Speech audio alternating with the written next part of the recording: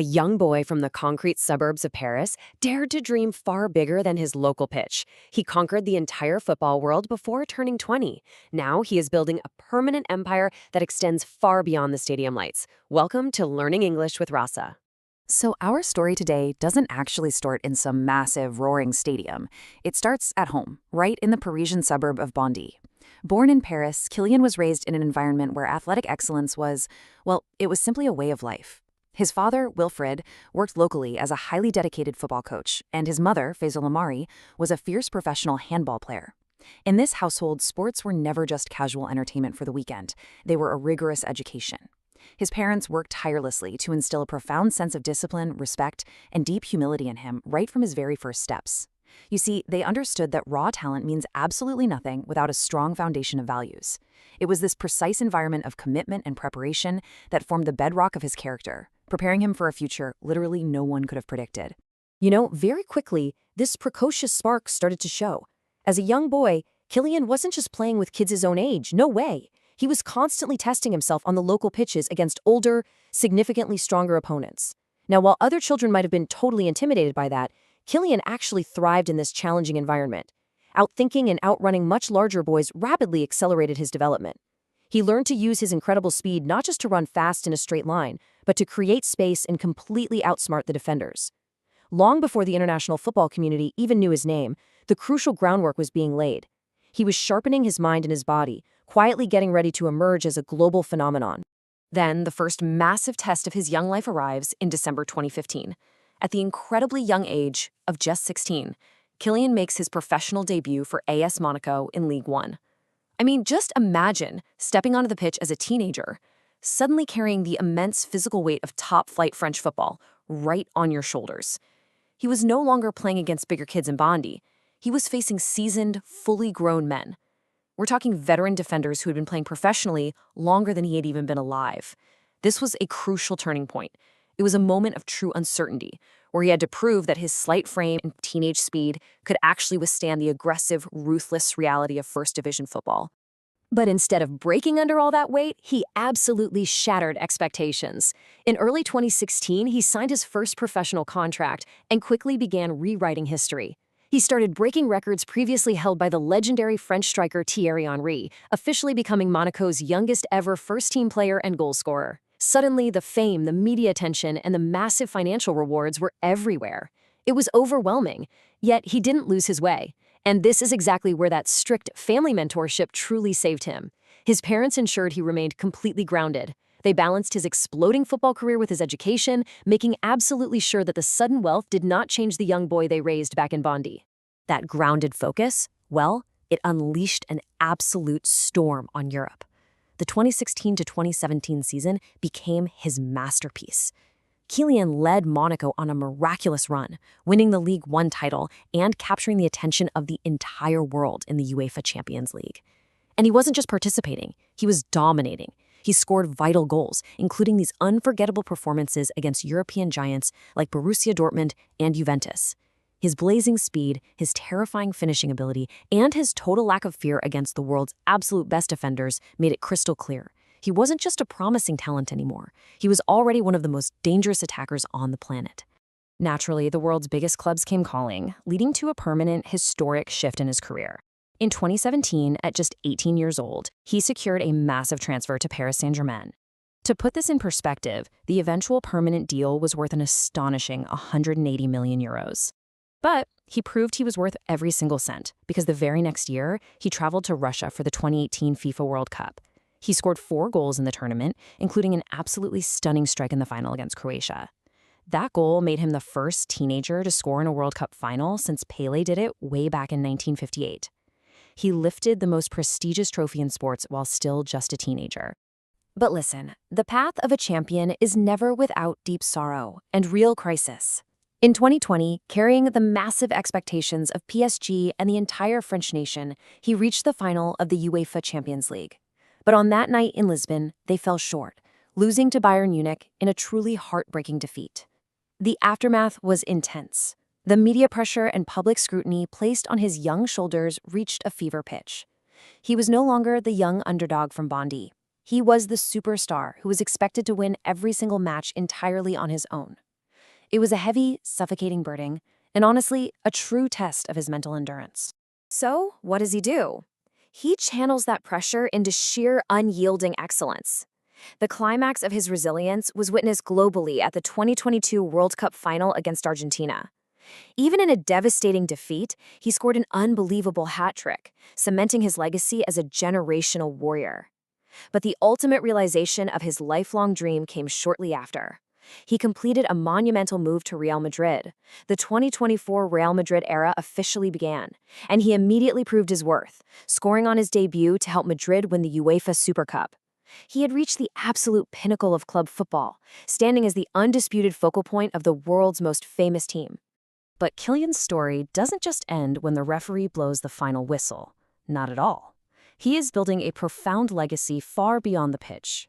He launched a major entertainment and media venture in Los Angeles called Zebra Valley. Astoundingly, he used his success to acquire an 80% ownership stake in the French football club SM Caen. But most importantly, his deeply charitable heart led to the creation of his foundation inspired by KM. Through this organization, he provides funding and education to help underprivileged youth in France foster their own dreams. He is proving that true greatness is not just about the goals you score, but the lives you elevate. All right, let's look at our first target word. Listen closely to the pronunciation. Emerge. Emerge. It is a verb that means to become known or apparent, to come into view.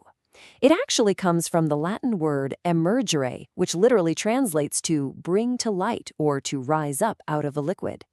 Now, a common synonym you might already know is appear. But there is a very important difference here for B2 learners. You see, when you just appear, it can happen instantly, almost like magic. But when you emerge, it implies a real process. It means you are coming out of a hidden state, rising up from the background into prominence after a period of time. Just like a submarine slowly emerges from beneath the water, a talented player emerges from the lower leagues into the spotlight. Let's see how this actually works in our story context. Read along with me. First, Kylian was ready to emerge as the best player in the world. Here, it beautifully shows his transition from being a great young talent into the universally recognized number one. He is rising to the very top. Second, a new leader will emerge from this difficult tournament. In this context, we see that hardship and challenges act like the water someone must rise through.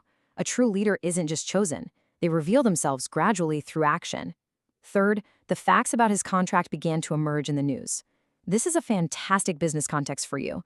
The details of his transfer weren't obvious at first. They were hidden, but slowly, piece by piece, they came into the light for everyone to see.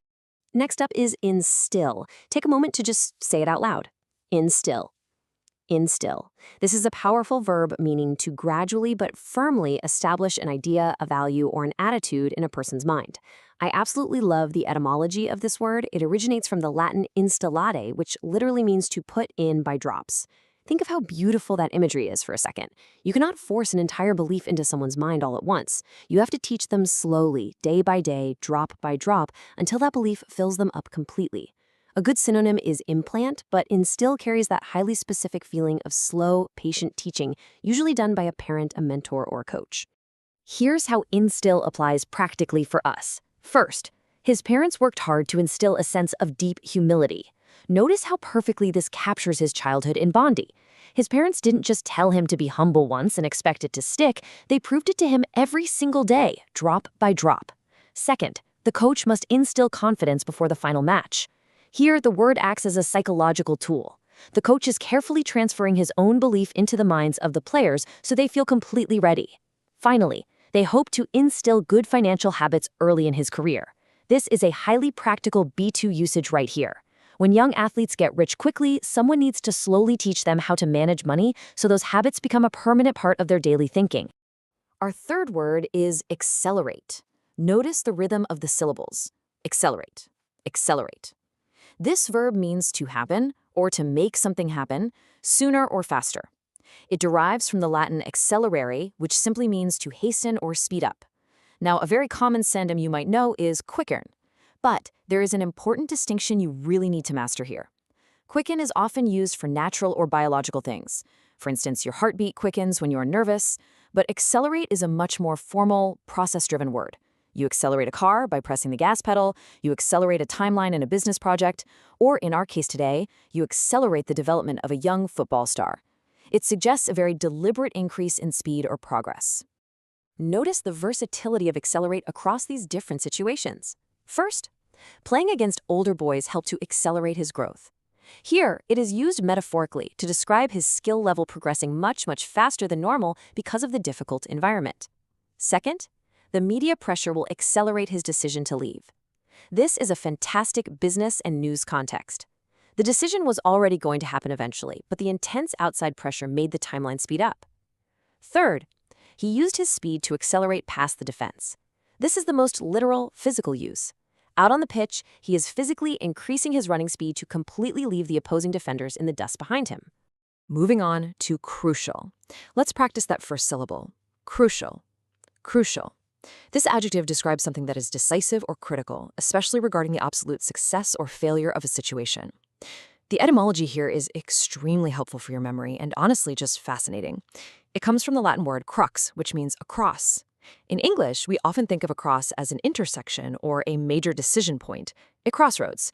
So if something is crucial, you are at a point where the choice or event will determine everything that follows. The synonym is essential, but crucial adds a really heavy layer of tension. If you fail at a crucial moment, the whole project or the entire game might be completely lost. In action, this looks like this. First, the first goal was crucial for the team's morale. In a tight match, getting that very first point isn't just nice to have, it is the exact turning point that determines if the team plays with confidence or fear. Second, family support is crucial when facing intense public scrutiny. This shows how crucial elevates a need into an absolute necessity. Without his parents keeping him grounded, he might have broken under the pressure. Their support was the decisive factor. Third, it was a crucial moment in his negotiations with Madrid. In business English, this means they reached the absolute critical point in the contract talks, where the deal was either going to be successfully signed or completely canceled. Next, we have permanent. Make sure you stress the very first syllable, permanent. Permanent. This adjective means lasting or intended to last or remain unchanged indefinitely. It comes from the Latin permanere, meaning to endure or stay through to the very end. The synonym lasting is good, but permanent is much stronger. If something is lasting, it stays around for a long time, like a lasting memory. But if something is permanent, there is zero intention for it to ever change back. It strongly implies finality. For example, if you get permanent marker on your favorite shirt, it is never washing out. Applying this to our three scenarios. First, his temporary loan eventually became a permanent transfer. This is a classic football and business contrast right here. At first, PSG only borrowed him from Monaco, but the next year, they paid the massive fee to make the change final and indefinite. Second, the injury could cause permanent damage to his speed. This is a very serious medical context. It means the damage will not heal. His body would be forever changed. Third, he wanted to build a permanent legacy outside of sports. This connects perfectly to his business and charity work. He doesn't want people to just talk about him while he is actively playing. He wants his positive impact on society to endure forever, long after he officially retires. Let's look at venture. Listen to the distinct ch sound in the middle. Venture, venture. This word can be used as a noun or a verb, meaning a risky or daring journey or undertaking, especially in a business context. The origin of this word is truly fascinating to me. It is actually Middle English, and it is simply a shortened version of the word adventure. I really love that connection. When you start a new company, you are basically going on a financial adventure. You don't know for sure if you will succeed or fail, and that risk is exactly what makes it a venture. A common formal synonym is enterprise, but ventures strongly highlights the daring and risky nature of the new project. Notice the grammatical shifts here. First, Zebra Valley is his first major media venture in America. Here it is a noun, representing the actual business entity he created in Los Angeles. It's a new, exciting undertaking. Second, he decided to venture into the world of club ownership. In this sentence, it is used as a verb. He is actively making the daring choice to enter a completely new and unknown territory by buying a football team. Third, every new business venture carries a certain amount of risk. This is a great general rule for your B2 vocabulary. Whenever you hear the word venture in business, you immediately know that financial risk and potential reward are deeply involved. Next up is acquire. Pay attention to the subtle qua sound here. Acquire. Acquire, this verb means to buy or obtain an object, an asset, or a skill for oneself. It comes from the Latin acquire, which means to seek something in addition to what you already have. Now, the basic synonyms you probably already know are get or receive, but as a B2 learner, you must understand the distinction. You get a birthday present, or you receive a letter in the mail, but you acquire something through active, formal, or financial effort. It sounds highly professional. It implies you targeted something valuable and you executed a specific strategy or spent money to make it yours. Observe this formal, active effort in our story. First, he used his wealth to acquire the football club SM Cannes. He didn't just get a club, he went through a complex multi-million-euro legal transaction to purchase 80% of its shares. That is an acquisition.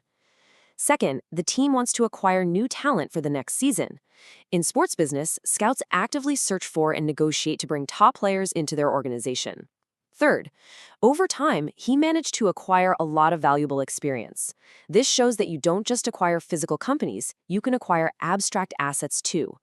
By actively playing in intense matches year after year, he put in the hard work to build up his professional knowledge. Now for a longer one. Underprivileged.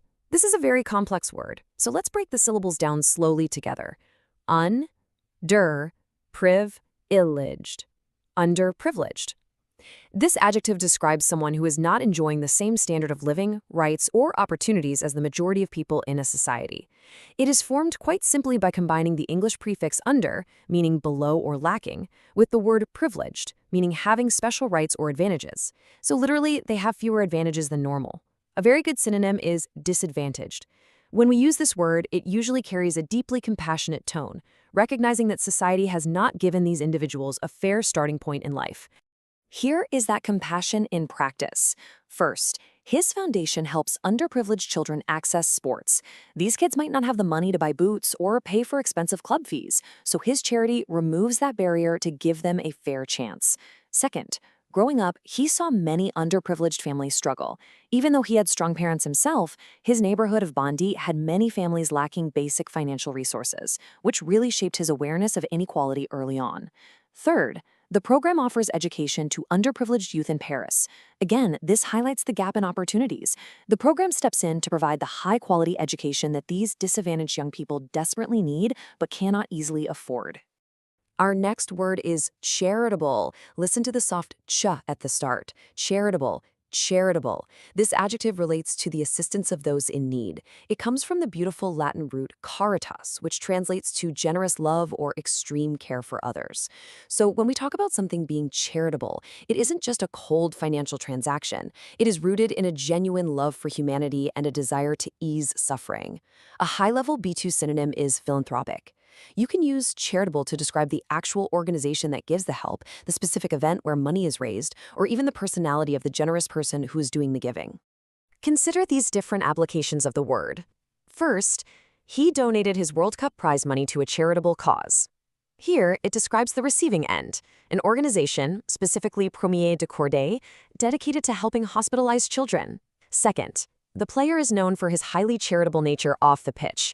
In this case, the adjective describes the person himself. It tells us that Kylian has a generous, loving character when he isn't playing football. Third, they organized a charitable event to raise funds for the hospital. This describes the action or the gathering itself. The entire purpose of the evening or the dinner was not for profit, but purely to gather money to assist those in need. And for our final word, let's practice foster. Foster. As a verb, this means to encourage or promote the development of something. It comes from the Old English word fostrian, which means to nourish, to feed, or to rear. Now, you might have heard of foster parents, who take in children to raise and protect them. While it can apply to raising children, in business and general B2 English, we usually use foster to talk about nurturing ideas, talents, or environments. A perfect synonym here is nurture. When you foster something, you are providing the exact right conditions, almost like water and sunlight for a plant, so that it can grow up strong and healthy. Let's see foster in action. First, he wants to foster a love of learning among young students. Through his foundation, he isn't just handing out money, he is actively creating an environment where curiosity and education can grow. Second, a good coach will foster a highly competitive environment. This is what happened in Monaco and Madrid. The coach cultivates a space where players naturally push each other to develop their skills faster. Third, The charity aims to foster strong community relationships. This shows how an organization can nurture bonds between people, bringing them closer together. This perfectly describes how Mbappé uses his global platform not just to score goals, but to truly foster dreams for the next generation. All right, let's quickly review the vocabulary we've learned today, connecting it directly back to the remarkable story of Kylian Mbappé. First is emerge, meaning to become known or rise out of a hidden state, just as he emerged from the suburbs of Bondy onto the global stage. Next is instill, to establish an idea drop by drop, exactly how his parents instilled deep values and discipline in him. Then we have accelerate, meaning to make something happen faster, which he did by challenging himself against older kids to accelerate his own physical and mental development. Moving on, crucial means decisive for success, representing that critical crossroads like his 2015 professional debut. Permanent means lasting indefinitely with zero intention of changing, perfectly describing his massive permanent transfer to Paris Saint-Germain. We also covered venture, a risky or daring business journey, showcased by his creation of the Los Angeles-based media venture Zebra Valley. Next is acquire, meaning to formally or financially obtain an asset, which he did by officially acquiring an ownership stake in the football club SM Khan. Then we looked at underprivileged, a compassionate term for those lacking societal advantages. Having seen struggle firsthand, his foundation specifically targets underprivileged youth to ensure they get a fair chance. Finally, we wrap up our review with charitable and foster. Charitable relates to assisting those in need out of generous love, demonstrated when he donated his entire World Cup prize money to a charitable cause. Lastly, foster means to encourage or nurture the development of something. Through his foundation, he actively works to foster a love of learning and nurture the big dreams of the next generation. This brings us perfectly to our idiom of the day. Listen to this phrase: the ball is in your court. Think about the rich imagery here for a second. Imagine a green tennis court on a warm, sunny afternoon. The players are facing each other, waiting for the next move. The ball is in your court. So what exactly does this mean? It means it is your responsibility to make the next move, or to make the final decision in a situation. The logic is derived directly from the sport of tennis. When the opponent hits the ball over the net, it lands right in your half of the court. The game completely stops unless you take action. You cannot wait for the other person to do something. They have already done their part. The responsibility has been physically transferred to you. In modern English, we use this all the time in business, in relationships, and in daily life. When someone has provided you with all the information, the contract, or the apology, and they're waiting for you to reply, the ball is in your court. Let's look at how natural this sounds in conversation. First, Real Madrid offered a contract. Now the ball's in his court. Real Madrid did all they could. Now Kylian alone must decide whether to sign it. Second, we provided the funding, so the ball is in your court to succeed. This is perfect for a business venture. The investors did their part. Now the entrepreneur has to do the hard work. Third, I've apologized for the mistake. The ball is in her court now. In a personal relationship, you said sorry. You must wait to see if she forgives you.